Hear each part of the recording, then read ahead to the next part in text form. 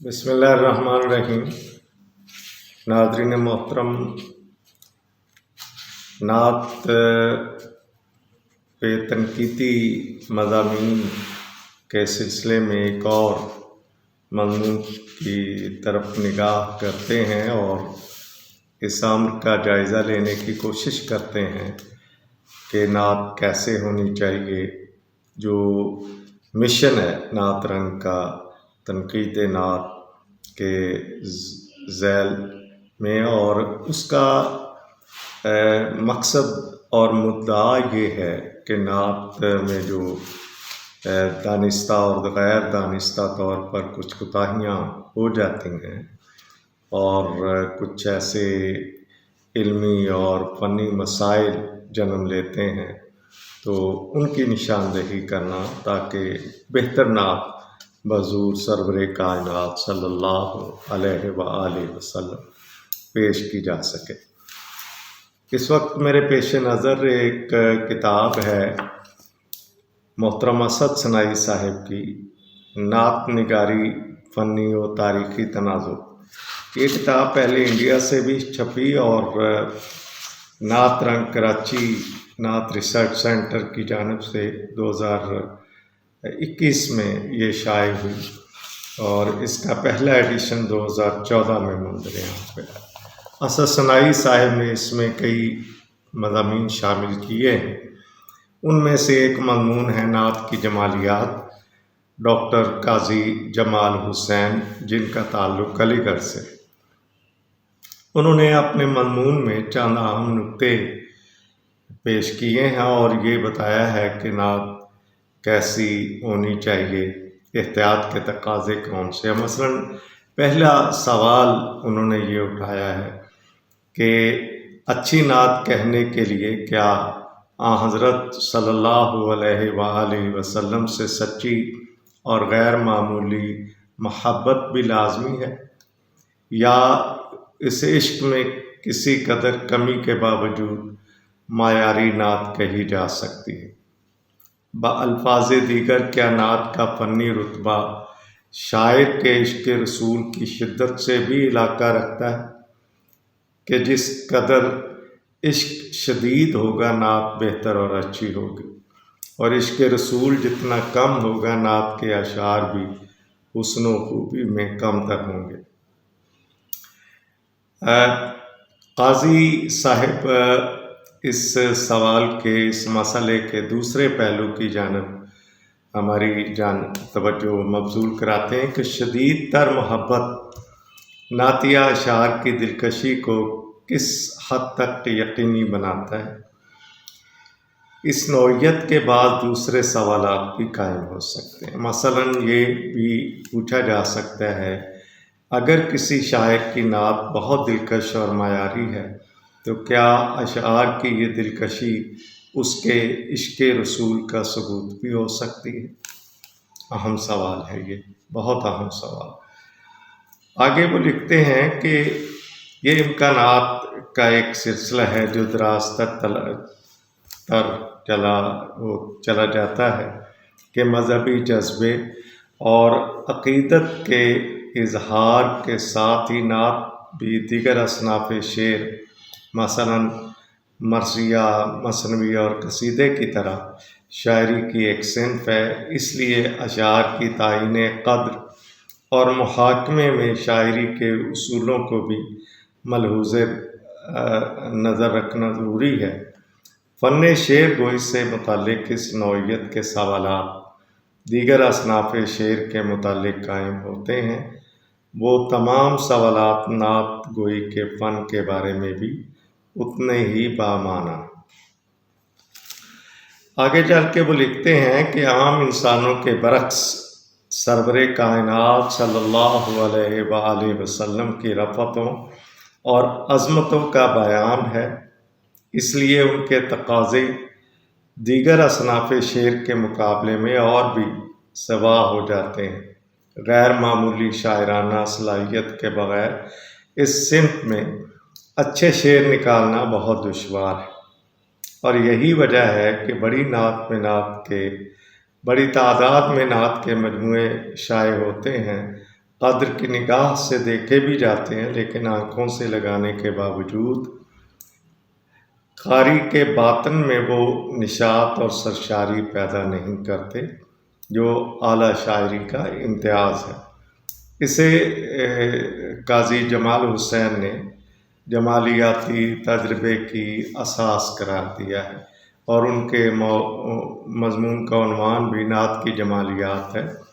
اس تناظر میں وہ یہ بھی لکھتے ہیں کہ نعت گوئی کا دوسرا مشکل مرحلہ توازن اور اعتدال ہے۔ یہ وہ اہم نقطہ ہے ناظرین محترم جس پہ نعت رنگ کی اب تک کی کاوشوں کو ہم جانچ پرکھ سکتے ہیں کہ نعت کیسی ہونی چاہیے اور اس میں احتیاط کے تقاضے کیا ہیں۔ قاضی صاحب لکھتے ہیں کہ احادیث نبوی اور آیات قرآنی کے حدود میں رہ کر عشق رسول کا شاعرانہ بیان ایک بڑی آزمائش ہے۔ معمولی صلاحیت کا شاعر جوش عقیدت میں یا تو حدود سے تجاوز کر جاتا ہے یا پھر سوء ادب کا مرتکب ہوتا ہے۔ تو یہ ایک اہم پہلو ہے کہ ایک توازن، ایک اعتدال کے ساتھ نہ حد سے بڑھے، نہ وہ کمی کرے نعت اور آپ کے مقام و مرتبے میں، چونکہ یہ بڑا نازک مرحلہ ہے۔ اسے اعلیٰ حضرت نے گویا پلسرات پار کرنے اور اس پہ چلنے کے حوالے سے دیکھا ہے۔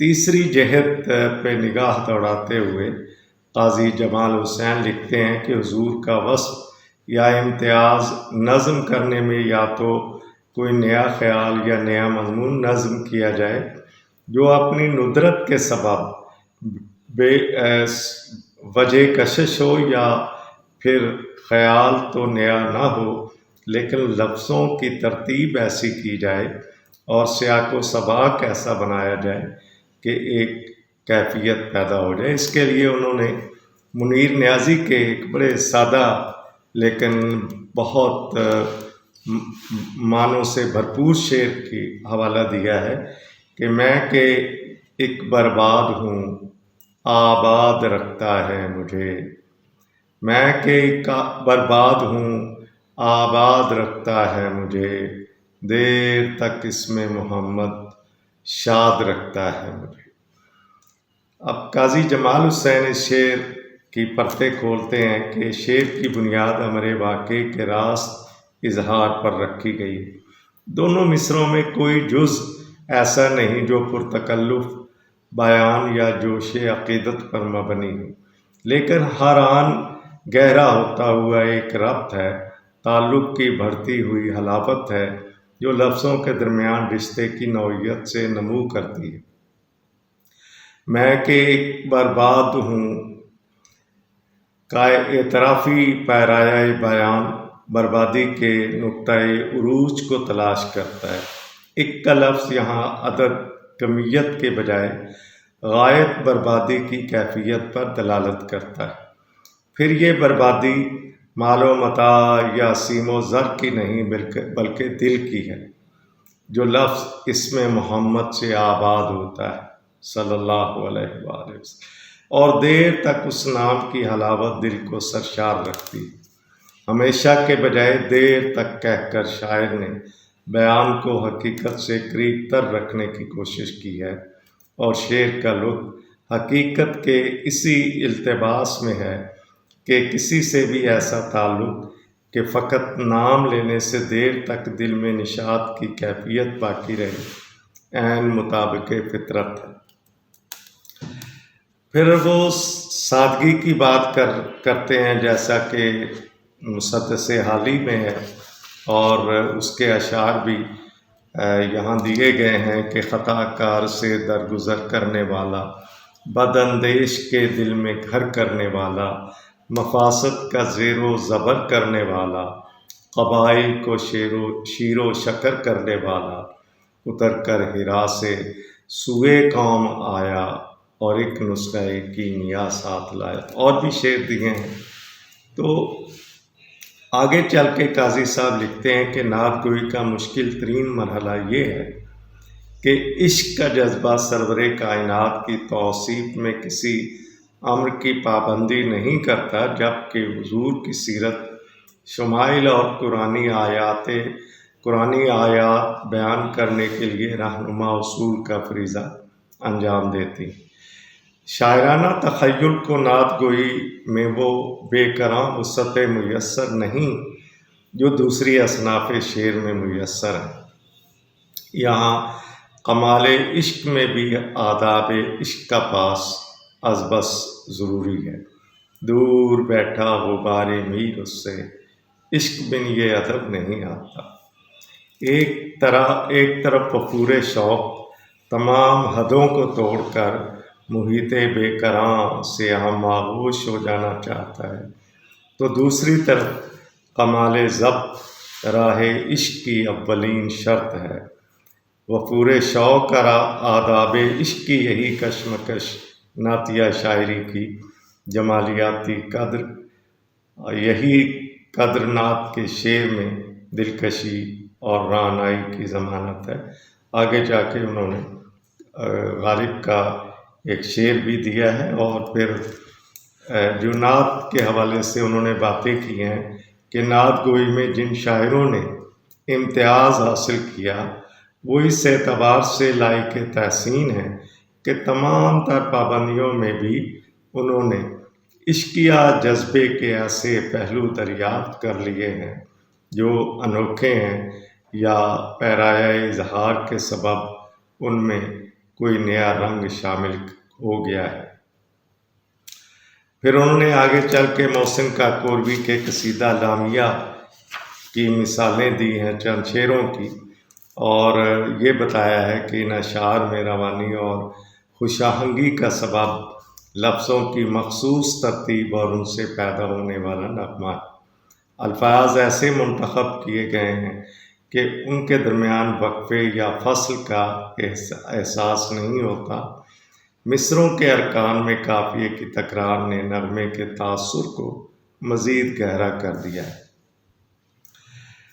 قاضی جمال حسین لکھتے ہیں کہ نعت کی خوبی یہ ہے کہ حضرت کی شخصیت سے محبت اور تعلق کے نئے نئے پہلو دریافت کیے جائیں، بلکہ اشعار میں بیان ہونے والی تفصیلات سے یہ ربط و تعلق از خود ظاہر ہو۔ محسن کاکوروی نے جن جزیات سے قصیدہ ترتیب دیا ہے ان سے محبت و عشق، عقیدت کے ملے جلے جذبات نہایت فطری انداز میں نمو کرتے ہیں۔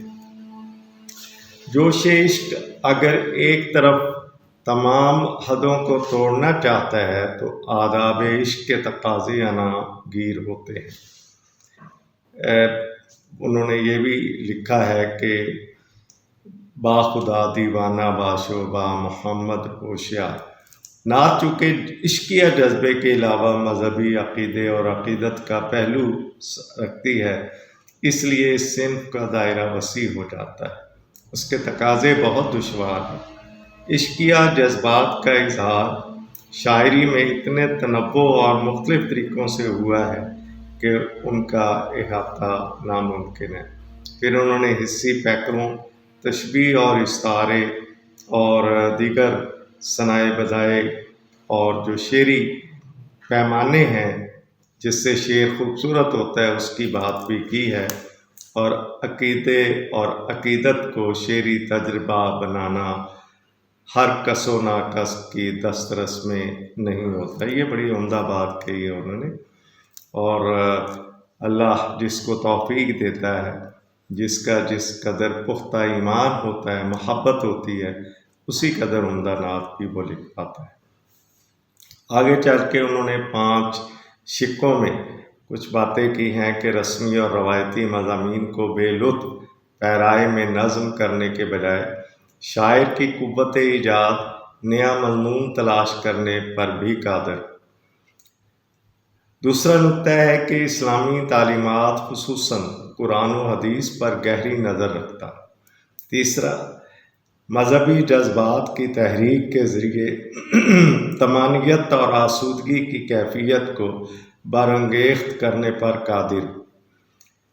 نمبر 4، شاعرانہ ہنرمندیوں پر پوری دسترس رکھتا۔ اور آخری نکتہ ہے کہ مذہبی جذبات کو عشقیہ کیفیات سے ہم آمیز کرنے پر قادر ہو۔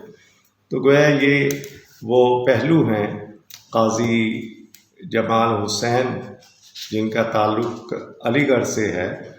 انہوں نے اس مضمون میں بہت اہم نکتے بیان کیے ہیں اور شاعر کو احتیاط کا دامن کبھی ہاتھ سے نہ چھوڑنے کا مشورہ دیا، ایک اعتدال، ایک توازن کے ساتھ، اور الفاظ کا بہترین چناؤ جو ہے وہ شاعر اور تراکیب اور مرکبات جو بھی صنائع بدائع اور علم بیان و بدیع ہے اس کا استعمال ضرور کرنا چاہیے، لیکن حد درجہ احتیاط کے ساتھ۔ یہ غزل نہیں ہے، یہ نعت کا معاملہ ہے۔ تو قاضی صاحب نے اپنے شعر کا اختتام اس فارسی شعر سے کیا ہے کہ ہزار بار بشویم دہن ز مشک و گلاب، ہنوز نامے تو گفتن کمال بے ادبی است۔ آپ کا بہت شکریہ۔